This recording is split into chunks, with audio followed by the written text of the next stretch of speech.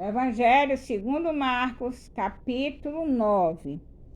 Dizia-lhes ainda: em verdade vos afirmo que, dos que aqui se encontram, alguns há que, de maneira nenhuma, passarão pela morte até que vejam ter chegado com poder o reino de Deus. A transfiguração. 6 dias depois, tomou Jesus consigo a Pedro, Tiago e João e levou-os sós à parte a um alto monte. Foi transfigurado diante deles. As suas vestes tornaram-se resplandecentes e sobremodo brancas, como nenhum lavandeiro na terra as poderia alvejar. Apareceu-lhes Elias com Moisés e estavam falando com Jesus. Então Pedro, tomando a palavra, disse: Mestre, bom é estarmos aqui, e que façamos 3 tendas. Uma será tua, outra para Moisés e outra para Elias, pois não sabia o que dizer, por estarem eles aterrados. A seguir, veio uma nuvem que os envolveu e dela uma voz dizia: Este é o meu filho amado, a ele ouvi. E de relance, olhando ao redor, a ninguém mais viram com ele senão Jesus. A vinda de Elias. Ao descerem do monte, ordenou-lhe Jesus que não divulgassem as coisas que tinham visto, até o dia em que o Filho do Homem ressuscitasse dentre os mortos. Eles guardaram a recomendação, perguntando uns aos outros que seria o ressuscitar dentre os mortos. E interrogavam-no, dizendo: porque dizem os escribas ser necessário que Elias venha primeiro? Então ele lhes disse: Elias vindo primeiro, restaurará todas as coisas, como, pois está escrito sobre o Filho do Homem, que sofrerá muito e será avitado? Eu, porém, vos digo que Elias já veio e fizeram com ele tudo o que quiserem, como a seu respeito está escrito. A cura de um jovem possesso. Quando eles se aproximaram dos discípulos, viram numerosa multidão ao redor e que os escribas discutiam com eles. E logo toda a multidão, ao ver Jesus, tomada de surpresa, correu para ele e o saudava. Então ele interpelou os escribas: que é que discutíeis com eles? E um dentre a multidão respondeu: Mestre, trouxe-te o meu filho possesso de um espírito mudo. E este, onde quer que o apanha, lança-o por terra, e ele espuma, rilha os dentes e vai definhando. Roguei a teu discípulo que o expelisse, e eles não puderam. Então lhes disse: ó geração incrédula, até quando estarei convosco? Até quando vós sofrerei? Trazei-mo. E trouxeram-o. Quando ele viu a Jesus, o espírito imediatamente agitou com violência e, caindo por terra, resolvia-se espumando. Perguntou Jesus ao pai do menino: há quanto tempo isto lhe sucede? Desde a infância, respondeu. E muitas vezes o tem lançado no fogo e na água para o matar. Mas se tu podes alguma coisa, tem compaixão de nós e ajuda-nos. Ao que lhe respondeu Jesus: se tu podes, tudo é possível ao que crê. E imediatamente o pai do menino exclamou com lágrimas: eu creio, ajuda-me na minha falta de fé. Vendo Jesus que a multidão concorria, repreendeu o espírito imundo, dizendo-lhe: espírito mudo e surdo, eu te ordeno, sai deste jovem, nunca mais torne a ele.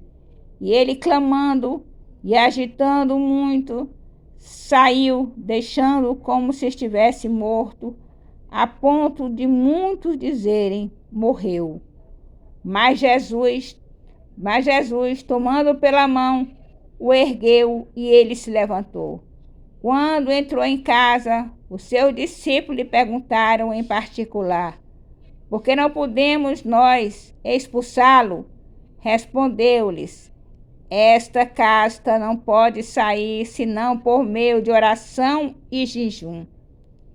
De novo, Jesus prediz a sua morte e ressurreição. E tendo partido dali, passavam pela Galileia, e não queria que ninguém o soubesse, porque ensinava os seus discípulos e lhe dizia: o Filho do Homem será entregue nas mãos dos homens, e o matarão. Mas 3 dias depois da sua morte, ressuscitará. Eles, contudo, não compreendiam isto e temiam interrogá-lo. O maior no reino dos céus. Tendo eles partido para Cafarnaum, estando ele em casa, interrogou os discípulos: de que é que discorríeis pelo caminho? Mas eles guardaram silêncio, porque pelo caminho havia discutido entre si sobre quem era o maior. E ele, assentando-se, chamou os 12 e lhes disse: se alguém quiser ser o primeiro, será o último e servo de todos. Trazendo uma criança, colocou-a no meio deles e, tomando-a nos braços, disse-lhes: qualquer que receber uma criança tal como esta em meu nome, a mim me recebe. E qualquer que a mim receber,